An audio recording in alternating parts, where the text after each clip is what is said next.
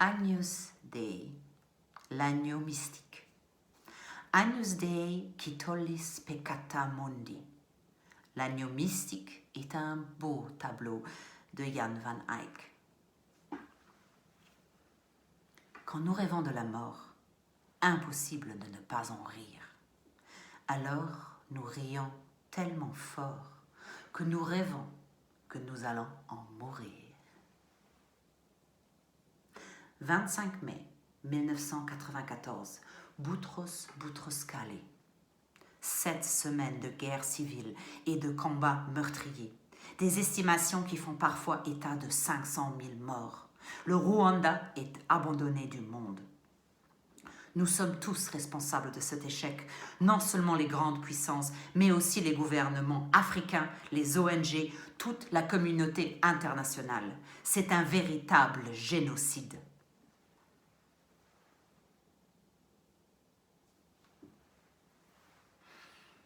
Je m'entoure de romarin parce que l'odeur de cette fleur est plus forte que le relent désagréable des cadavres. Je vis de la mort et j'éprouve une profonde satisfaction à pouvoir prendre soin des morts. Cura mortuorum, cura mortuorum, cura mortuorum, cura mortuorum, cura mortuorum, cura mortuorum, cura mortuorum, cura mortuorum, le soin des morts. Cet homme veut être embaumé, comme lui-même naturaliser ses papillons pour son ami qui collectionne les hommes. Être fabricant de cercueils, c'est aussi le cercueil durable, pour qui pense aussi à toutes les vies après la mort. Lors de ce traitement, les veines sont remplies d'une solution de formol à séchage rapide.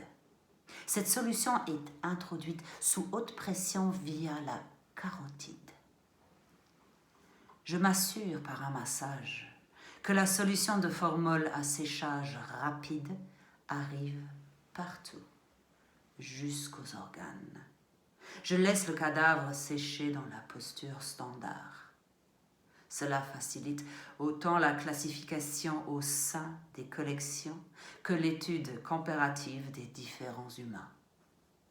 Avant que le cadavre ne soit complètement sec, je plante l'épingle à papillon de format humain, faite d'acier inoxydable, sous le cœur, à travers le thorax, perpendiculairement, de sorte que cette épingle à humain transperce le dos et dépasse de 80 cm. Le cadavre est ensuite épinglé sur une planche dans une boîte spéciale, également confectionnée par le fabricant de cercueils. Sinon, il n'entre pas dans la collection. Il faut qu'au moment où je le souhaite, je puisse enterrer la collection sans occasionner de dommages à la nature. La boîte est faite de carton ondulé, de papier recyclé blanchi à l'oxygène de façon naturelle. Et son couvercle est également confectionné en carton ondulé et papier recyclé. Les bras du cadavre sont étendus à l'horizontale sur la planche et fixés par des épingles à travers les paumes. La peau desséchée du thorax est incisée au milieu et rabattue symétriquement à la fois vers la gauche et vers la droite. Elle est ensuite étalée comme des ailes de papillon et fixée par des épingles. J'avais presque oublié quelques détails importants. Le genre de colle que j'utilise, oui, de l'amiton natif, un produit qui existe dans la nature. Pas de poignée de cercueil, non. Si nécessaire, le cercueil sera soulevé à l'aide de 2 étriers en U.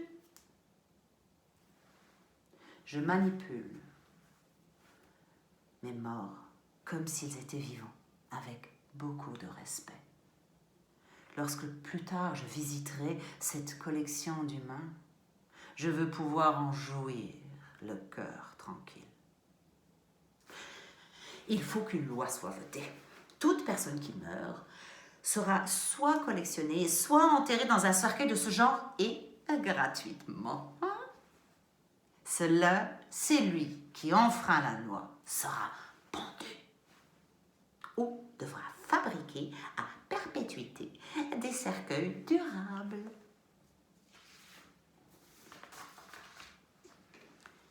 Ils disent que l'âme humaine est immortelle. Elle arrive parfois à son terme, ce qui s'appelle mourir. Mais ensuite, elle renaît. Elle ne disparaît jamais. Tout ce qui est composé peut être décomposé. Et ce qui fonctionne en tant que décomposé et ce qui fonctionne en tant que composé s'use par l'action de ces éléments les uns sur les autres. À qui appartient cette place nue? Cette tombe n'est pas ornée de fleurs, mais de guêpes assurément. Ce n'est pas la fête ici, hein? Misère, quel est donc celui que les gens ont oublié? Workers of the world unite. Guerre pleurée. Suis-je le papillon qui tente de faire rire les morts? Eh oui, sans mienne cette vulnérabilité et cette impuissance. Karl, tu as tout de même entendu que le mur est tombé. Karl, c'est le max. Quand le mur est tombé, est mort le communiste. Et quand le communiste est arrivé au paradis, Dieu l'a regardé et a immédiatement appelé le diable. Prends-le et disparaissez tous les deux de ma vue. Ainsi fut fait. Après un certain temps, Dieu devint curieux, va jeter un coup d'œil en enfer. Il ne peut en croire ses yeux. L'herbe est plus verte que verte, partout poussent des fleurs. Tout le monde travaille et tout le monde est content. Dieu devint un peu jaloux et demande au diable de pouvoir lui emprunter le communiste.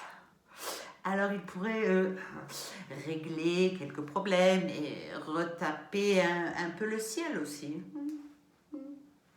Le diable est le diable, mais semble encore disposer d'un petit restant de cœur. Il dit, Seigneur Dieu, tu peux le prendre si tu n'oublies pas de me le rapporter. 8 jours se passent. Pas un mot du communiste ou de Dieu. 1 mois se passe. 2 mois se passent. 3 mois. Mais pas de trace du communiste ni de Dieu. Le diable s'impatiente et décide de se rendre au ciel. Il arrive aux portes du ciel et toc, toc, toc, toc, toc. Il attend et après un moment, Dieu vient ouvrir. Seigneur Dieu du ciel, où est mon communiste? Écoute bien, diable, je ne suis pas ton seigneur, je suis ton camarade. Et autre chose, il est probable que je n'existe même pas.